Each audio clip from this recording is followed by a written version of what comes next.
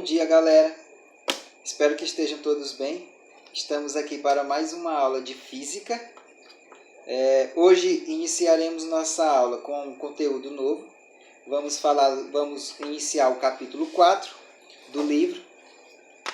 Espero que vocês assistam toda a aula, que vai ser muito importante para aumentar os fundamentos que já conhecemos. Tranquilo? Então vamos começar a nossa aula. Bem, iniciando aqui a aula de hoje, vamos falar do capítulo 4, a parte de propagação de calor. Isso aqui nós vimos nas aulas presenciais, porém, mais uma vez, relembrando, eu vou aqui fazer um pequeno resumo do que a gente já viu e depois alguns exemplos e passar para vocês alguns exercícios que na próxima aula a gente discutirá. Então, o que vai ser a aula de hoje? Vamos falar dos tipos de propagação de calor e sabemos que são 3: convecção térmica, condução térmica e radiação térmica, e ver alguns exemplos. Então, vamos lá. Antes da gente entrar nesses tipos de propagação de calor, vamos primeiro relembrar o que é calor.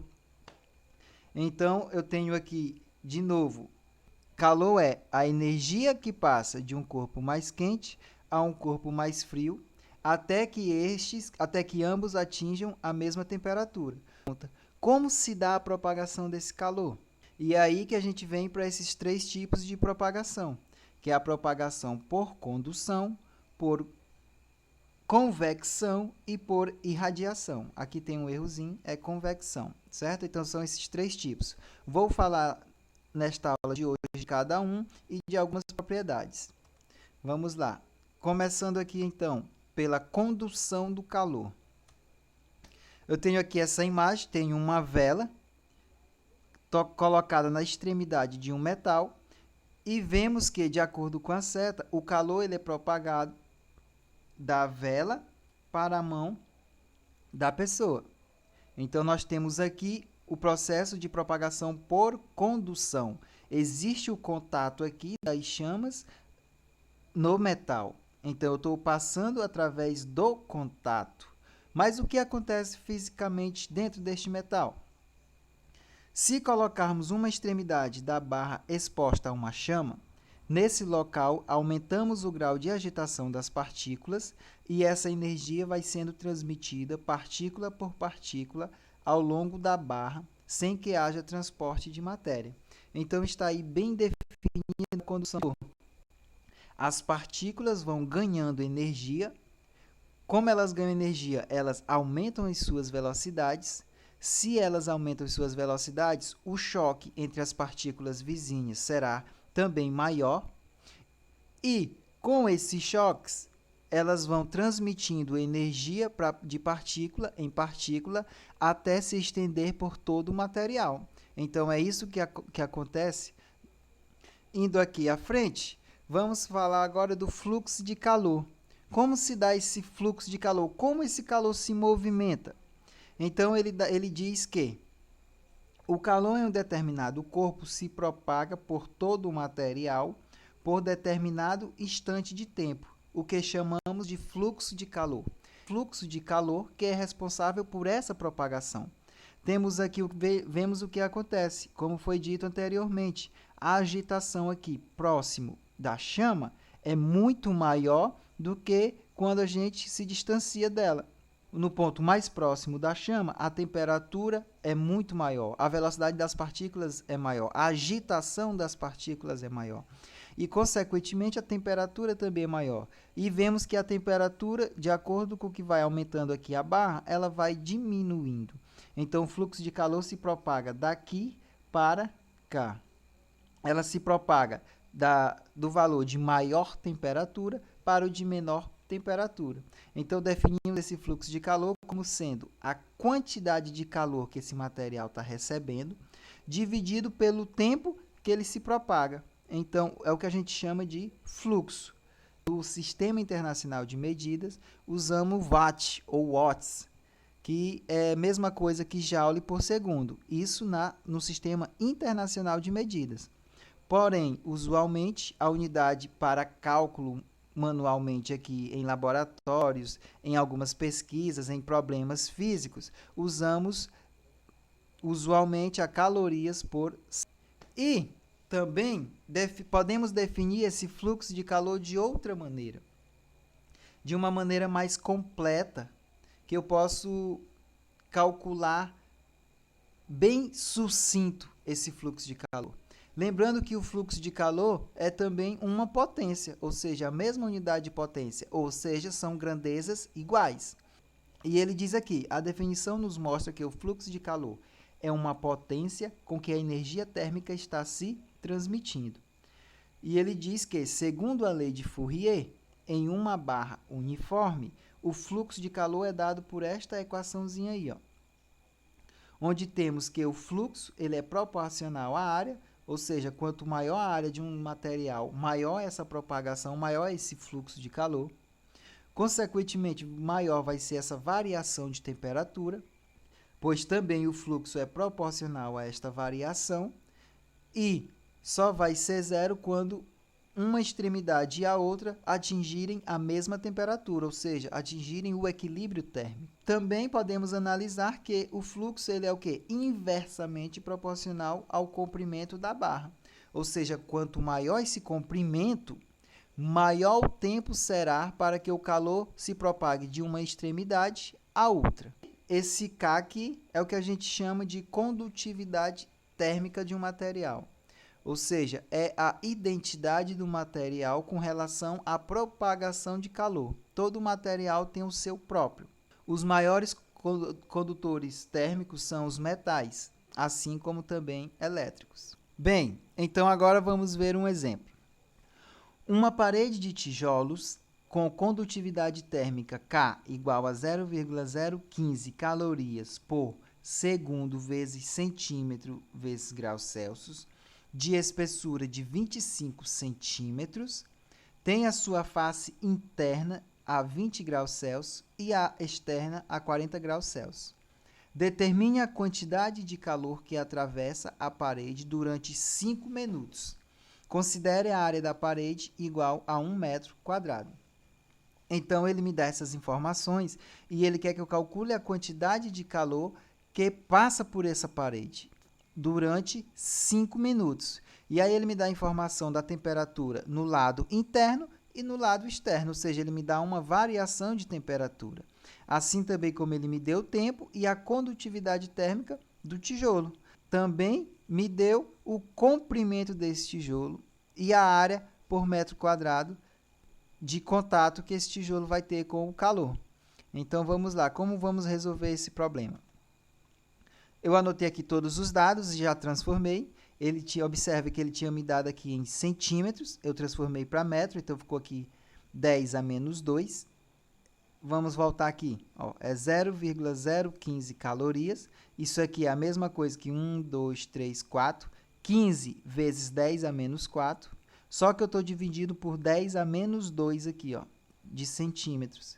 Então, 10 a menos 4 menos 10 a menos 2, ele me dá um valor de 10 a menos 2. Então, está aqui todo certinho na unidade para facilitar o meu cálculo. Então, a condutividade térmica é isto.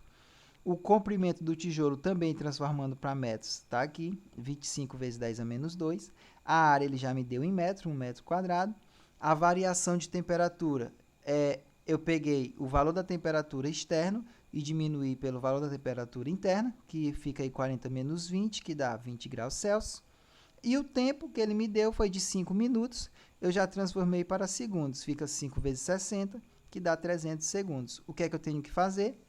Eu tenho que a equação para o fluxo é dado por isto. O que é o fluxo de calor? É a quantidade de calor dividido por esse tempo que é transmitido esse calor. Então, eu posso, por esta equação, determinar quem é o calor. O ΔT passa multiplicando. No caso aqui, é o tempo, certo? Não é variação de temperatura. Isso aqui é o tempo. Então, o tempo é o quê? 300 segundos. Fica 300 vezes o fluxo. Porém, eu não sei quem é o fluxo. Para calcular o fluxo, eu preciso de quem? Da outra equaçãozinha do fluxo, que é a...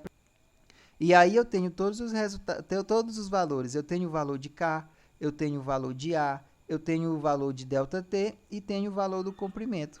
Substituindo todos os valores, aqui a condutividade térmica, aqui a área, que é 1, a variação de temperatura é 20 e o comprimento da barra é de 25 vezes 10 a menos 2.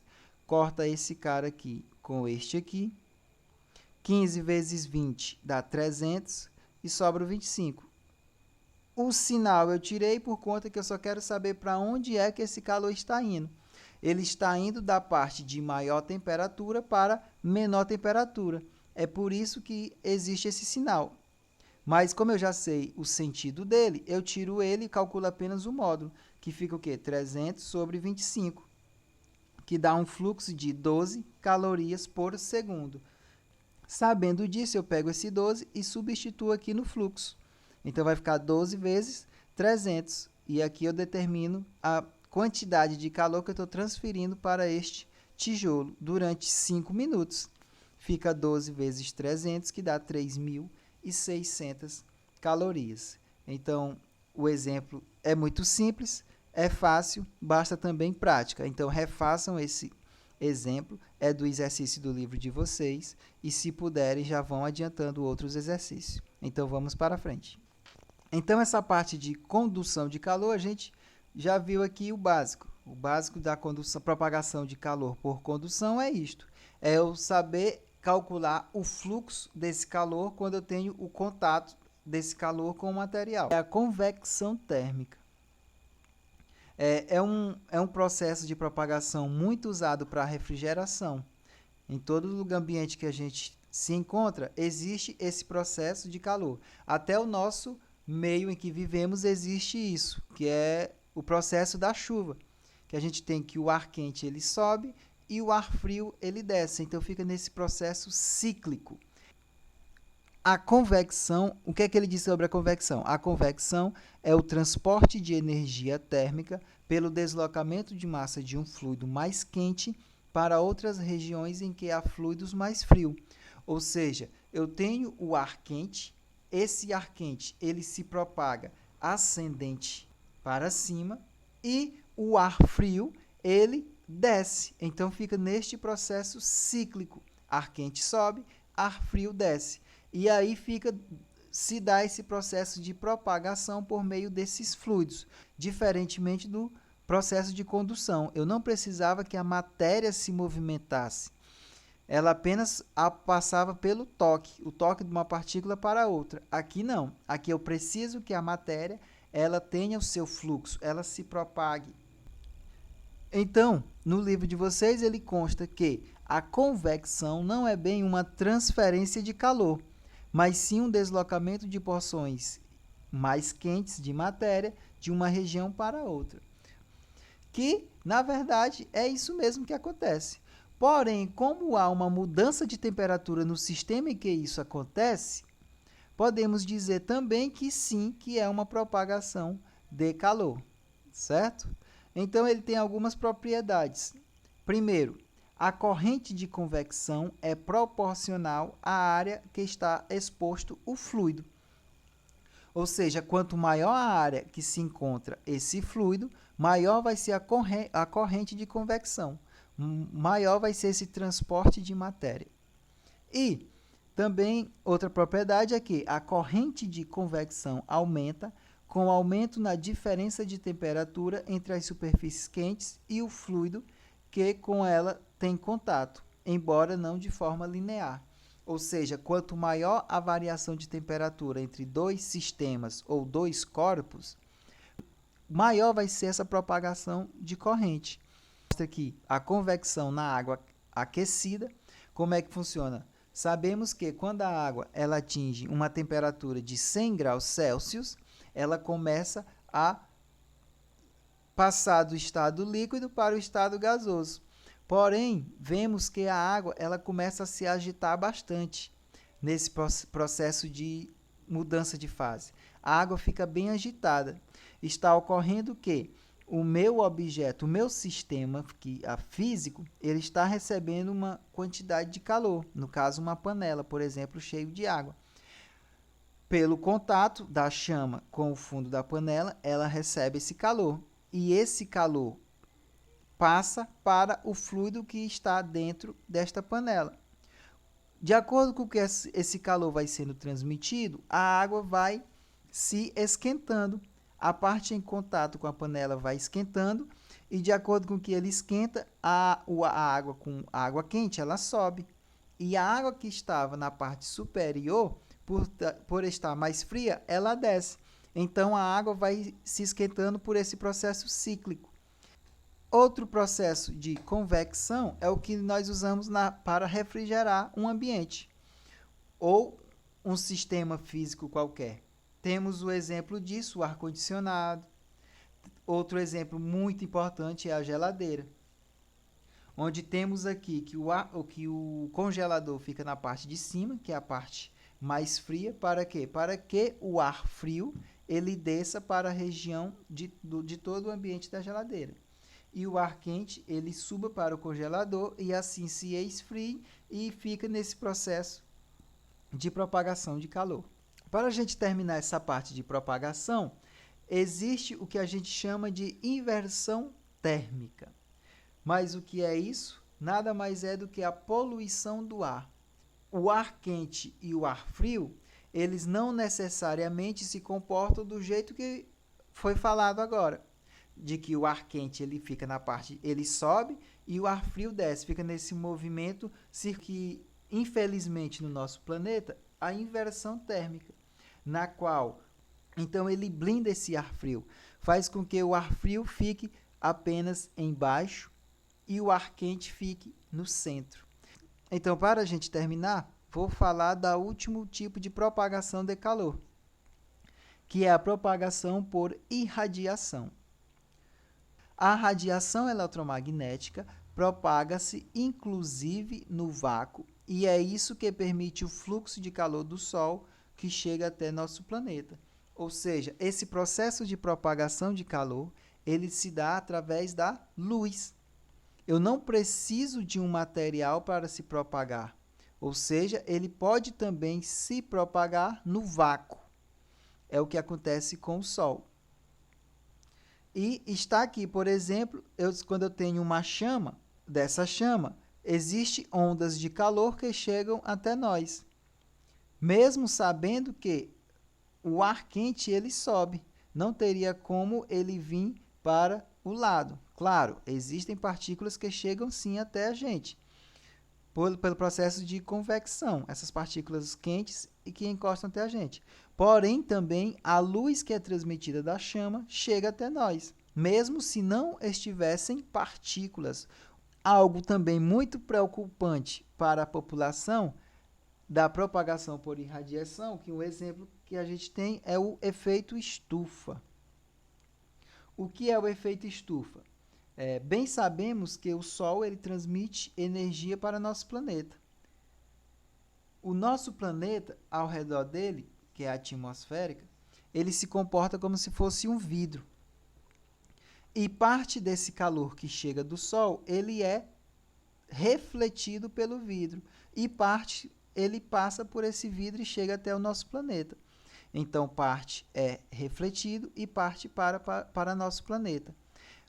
Na qual ele parte aqui, entra em contato com alguma água, algum vidro ou algo parecido, que faz com que essa luz ele reflete e saia também do nosso planeta.